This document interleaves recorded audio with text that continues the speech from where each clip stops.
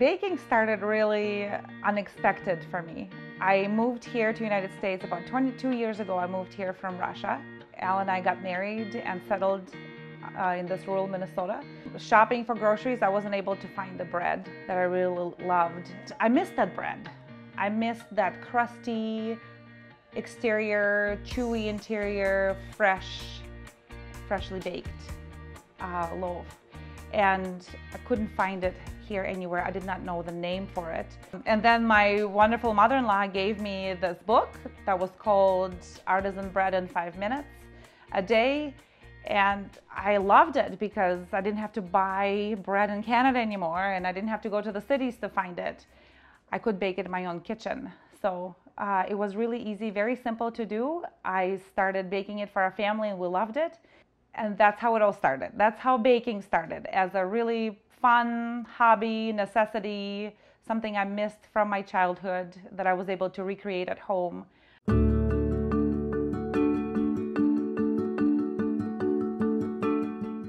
When we get into baking, the family generally, most of them participate. Now we have little children that we try and keep out. We've had pies upside down on the floor and things like that, which isn't always fun. But yes, the family, again, our whole reason for doing what we're doing here on the farm and as a family is to get the whole family involved as much as possible. And, but yes, we do love it.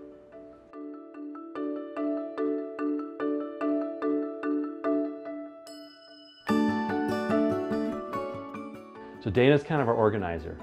So one of the examples of our family helping, she takes care of all of the pre-orders as far as the ticket writing and making sure that all of those orders are pre-assembled and ready to go, whether it's bread or biscotti or scones, whatever. Any of the pre-orders that come in, she organizes that, has everything ready to go, and we haul it into town and distribute it.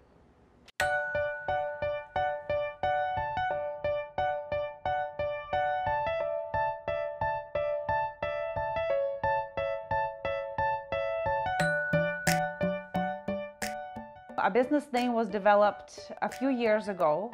We started very little at the market with our 11 loaves, and then it grew to the point where I filed for, I recorded our business with a state, and we rented a commercial kitchen in town so we could produce more loaves. And at that time, we decided to name our bakery Bukovina Old World Bakery.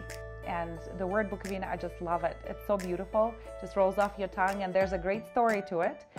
Bukovina is kind of a melting pot of Eastern Europe, where there are Jews, there are Austrians, there's Germans, there's Ukrainians, all kinds of people, and it's gorgeous. I've never been there, but the pictures I've seen, that's one thing on my bucket list. I'd love to go and visit it. It's a beautiful area. It's a melting pot of Eastern Ukrainian people, and it has passed from country to country to country during history and different wars and so on.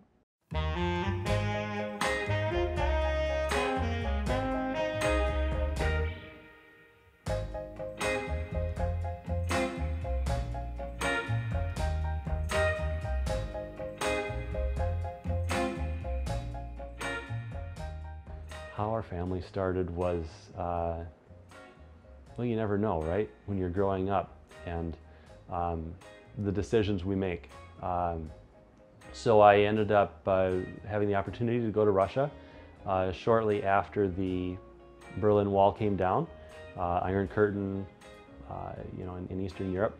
And so it was within a year or two of that happening, I was able to go to Moscow on a short-term mission trip, just going into schools, orphanages, teaching about the love of God to these little kids that never heard this sort of thing before. And as we were in Moscow, we had teams that didn't speak English, didn't speak Russian rather. So we didn't speak Russian, and we needed people to translate for us. I graduated from a school specialized in English and started working as an interpreter for an organization that would bring in young people to share God with Russian people and to teach English in public schools. So I came back after 3 months back home to the US, and couldn't get her out of my head. So I volunteered to go back the next fall. They were having another trip going over, the organization, and this time it was to be focusing on English teaching. And at the same time, I was asked to go to the United States and stay with this organization for a little bit to learn to speak English better and to translate better and just to get to know them better. So we crossed our paths. He flew to Russia to get to know me better, and I went to the States to learn more English.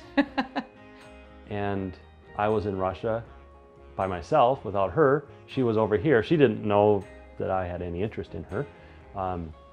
So I got to know her family. She would send packages over to her family with the organization, and I would deliver them to her family, and got to know her dad and mom better, and her grandma and siblings. After that, we wrote to each other for a couple of years, and one day he showed up in Moscow and surprised us all, and we had a couple of dates, and then he asked me to marry him. So that's how we got married.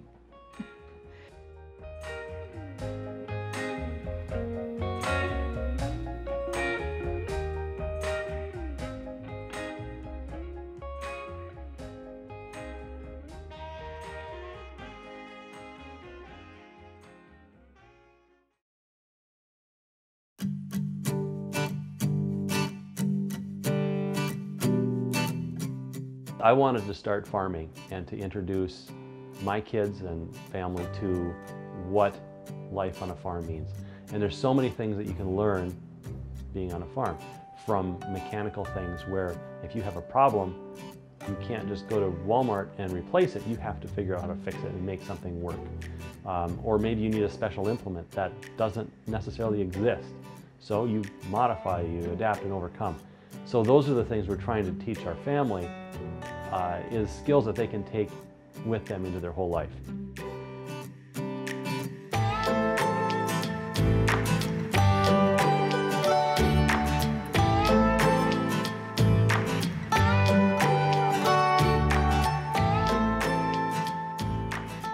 We've kind of gone a little bit of a different route than traditional farms. We moved out here about almost 18 years ago. We were taking care of my grandpa, who was getting on up in years and not able to take care of himself very well. And early on, we realized that we would not be able to support our family doing a traditional soybean corn rotation, even with sugar beets thrown in there once in a while. One of the big demands in the market these days is for gluten-free products. So I experimented with different crops that were gluten-free. Have been looking at transitioning toward organic. Whether we get certified or not, I don't know.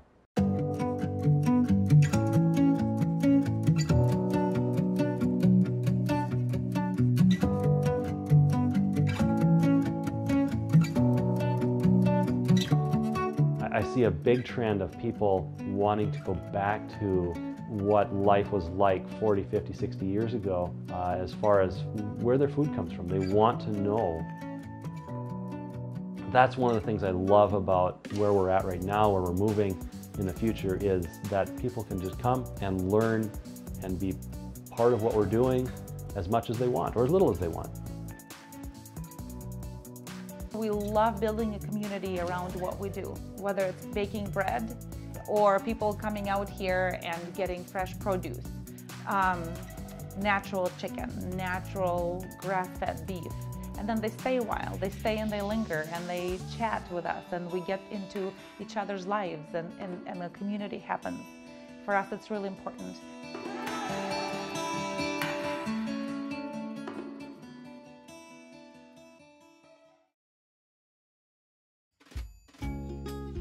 Visit pioneer.org/postcards to catch up on missed episodes and to find out more about your favorite segments.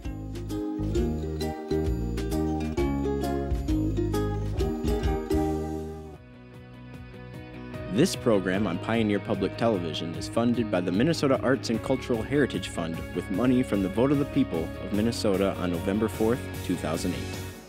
Additional support provided by Mark and Margaret Yakel-Julien in honor of Shalom Hill Farm, a nonprofit rural education retreat center in a beautiful prairie setting near Windham in southwestern Minnesota.